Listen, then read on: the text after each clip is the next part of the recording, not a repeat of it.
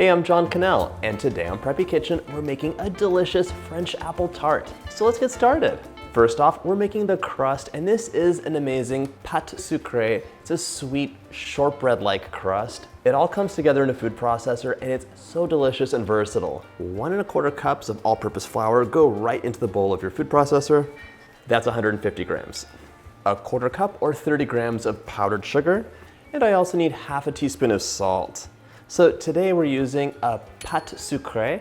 This is a sweet shortbread crust style, but it's different from a pâte brisée because it's sweet and there's some egg in it to hold it together. It has a little bit more strength. It's almost like a delicious shortbread cookie. This stuff has to get whizzed. Our scale is done. We're gonna whiz this up so it's nice and combined. Doesn't take much. That's good.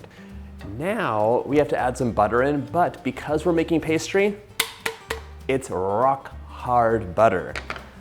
I would never let my butter sit out, so I took this right out of the refrigerator. If you wanted to step this out and have this cut ahead of time, just go ahead and cut it and let it sit in the fridge while you do the rest of your prep. Just cut this up into beautiful little rectilinear prisms. Now we can add our butter in, but you don't want to add your butter in and just blend it up. You want to have like pea-sized pieces before we go on to the next step, not a sandy mixture. Don't overmix your butter. So this goes in, we'll pulse again. Good. Just to show you, we have pea-sized pieces of butter, see? They're nice and small. They're not too small. You want to have some butter in there. It's not all worked into the flour. Now, in a separate smallish bowl, I'm going to add in about 2 tablespoons of water. Could be a little bit more. Up to an extra tablespoon. And 1 egg yolk. Sometimes we make a pâte sucrée with no water. It's really just the egg yolk. But here the water is going to give us a little bit more strength and stability. Whisk that together. I'm gonna drizzle this egg mixture right over my flour, butter, and sugar. And pulse this just a couple times until a crumbly mixture forms. If you wanna see a whole video on pâte sucrée and pâte brisée, and like how you can make them by hand, you let me know and I could do that for you. It'd be really fun. Okay. So, this is not looking as crumbly and like put together as I'd like, so I'm taking an extra couple teaspoons of water and pulsing that in. If you're not into using water, you could use 2 egg yolks. So right now, I have a weird looking mixture. It's like an off cottage cheese. We're gonna make this a delicious, amazing pastry crust by working it together with our hands just a little bit. So now, on a nicely floured surface, I'm using a pastry mat today because I do not like it when anything sticks to the counter, and pastry mats are basically magic. You're gonna dump out your weird crumbly mixture. And now we're gonna knead this together just a little bit until it comes together. And really, you're not kneading it like you are dough. You're using the palm of your hand and like sliding it to make those little pieces of butter flatten out into pages. So just by using that, it's gonna come together like magic. Just by using the palm of your hand in a sliding motion, magic will happen, and it really becomes a dough like in an instant. It's kind of one of the most amazing things. And this is a classic French tart. It's simple, it's a pâte sucrée with the apples. They're baked with some sweeteners and spices, and it's just delicious. There are lots of variations. Some could have almonds, you could have a custard, you could have both, and they're all delicious, but this is one of my favorites because when I was a little boy helping my dad at work, there was a French bakery that opened up, and they had just amazing freshly baked treats. My favorite of which was a tarte aux pommes. I would have one like almost every day in the summer, and it just brings back all these memories. Classic, delicious, and easy. Okay, this starts softening up really quickly. So we're gonna flour our surface again, grab a rolling pin, which we will flour as well, and roll this into a 12-inch circle. If you're making an apple tart on a warm day and everything is falling apart, a pastry mat's so good because you can lift the whole thing and pop it into the fridge or freezer to chill out. It's happened to me before. Keep cleaning your rolling pin adding more flour as needed, and just roll that out. We need 12 inches of pastry. Perfect, 12 inches. Now we're gonna carefully roll this onto your rolling pin. Again, so nice to do with a pastry mat. And it gets transferred to a tart pan. It should be a 10-inch, but this is actually like a 9.5-incher. It'll be fine. Gracefully add that in there. And now you wanna push the dough in. Don't stretch the dough. We wanna do everything in our power to not have this crust shrink. And part of that is gently pressing it towards the corner instead of stretching it in. I'm even pressing down on the vertical side just to make it a little bit fatter so it has more strength. Because this is a 1/2 inch smaller, I have a little bit more excess dough than you will at home, but that's okay. Use your thumbs to gently press the dough into the scalloped edge. Now we're using a sharp knife to trim the edge off so it's nice and level.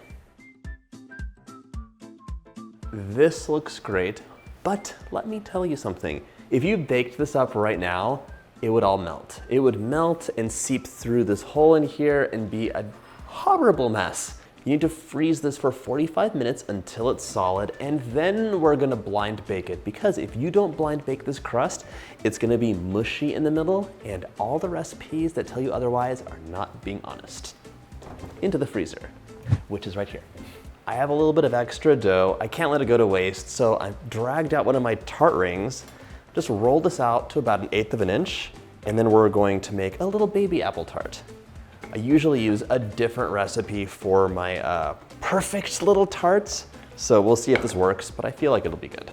Give that a cut, place your circle onto a mat. This ring goes right over here because you bake the ring together. Now you put that into the ring, press all that into the mold, and then once again, use a sharp knife to cut it off. This goes in the freezer too, and we'll just bake them up and see how they turn out. Never waste pastry dough. 45 minutes or more later, ooh, this pie crust is ice cold and rock hard. It's ready to go into the oven for a partial bake, but we wanna line it with some pie weights just to make sure that it doesn't dome up. There's a lot of steam that could make the bottom rise and distort the shell. You don't wanna just dump pie weights into your crust though, so I'm folding some parchment paper, making a round, which I then frill like a sad snowflake. Plop that right in there. Now we're gonna add our pie weights. These are reusable ones, but you could use dried beans if you want to. Place this onto a rimmed baking sheet.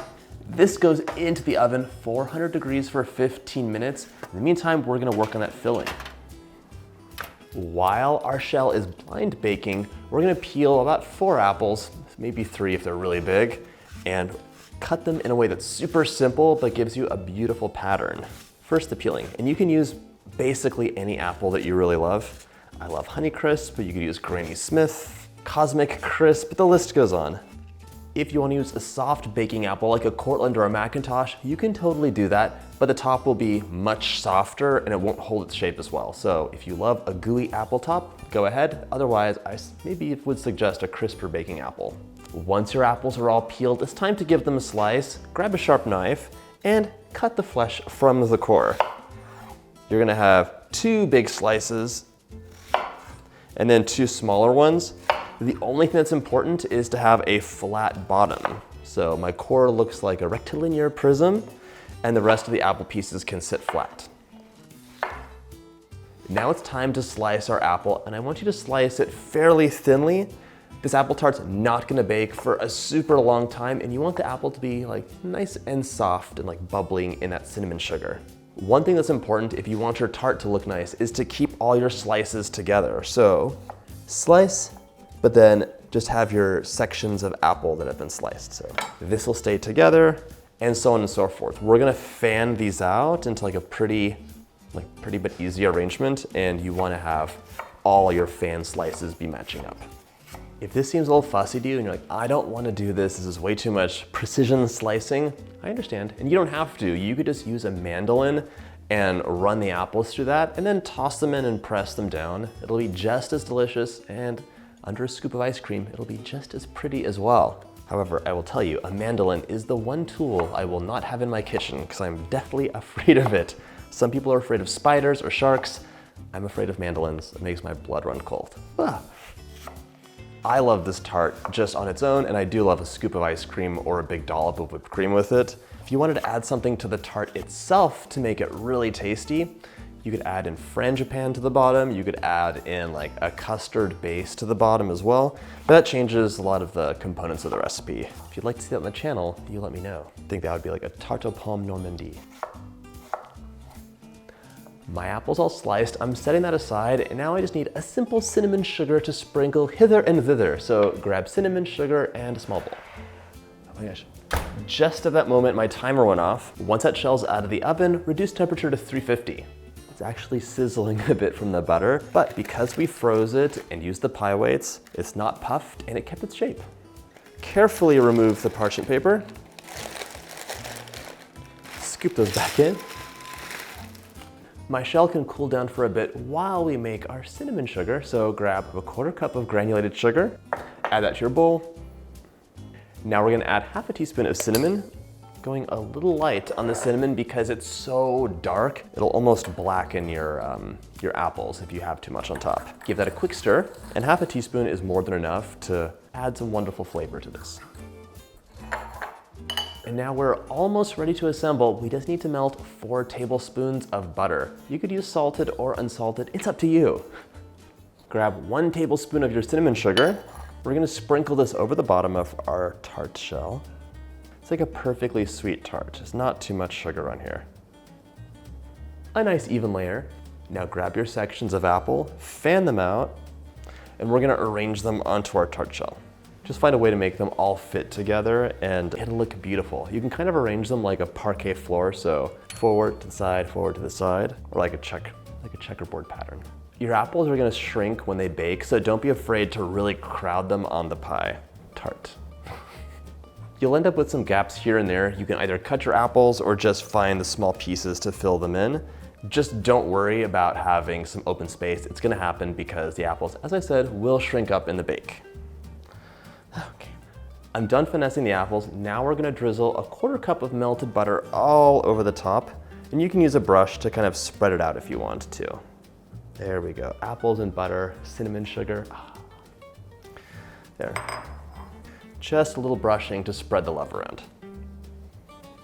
The final touch is to sprinkle the remaining sugar all over the apples. My baby tart got blind baked just like the big one. 1 portion of apple sliced in there. Sprinkle some more sugar over it. Pour a little butter on top. My tarte aux pommes is ready to go into the oven, 350 for about 45 minutes or until these apples are bubbling and it looks amazing. In you go. My tart's out of the oven and just cool enough to touch, barely. So I'm transferring this over onto a stand. And you saw how easily that was removed. It's because it was baked throughout. There were no soggy soft bits. I melted about a 1/4 cup of apricot jam in the microwave, and we're just gonna brush this liberally over the tops. It'll give you a nice gloss that'll help preserve the apples because they will dry out fairly quickly. And it also tastes delicious. Brush, brush, brush, and they'll like melt all into the apples and just be amazing. So beautiful. I cannot wait to slice into this tonight with my family. But with you, I'll enjoy the mini. Look how cute that is. All made with scraps. That is delightful. So crisp and buttery on the outside, perfectly sweet, and wonderful apple infused with cinnamon sugar. It actually takes my breath away and brings back all the childhood memories. I hope you get a chance to make this recipe, and if you like this video, check out my Apple playlist.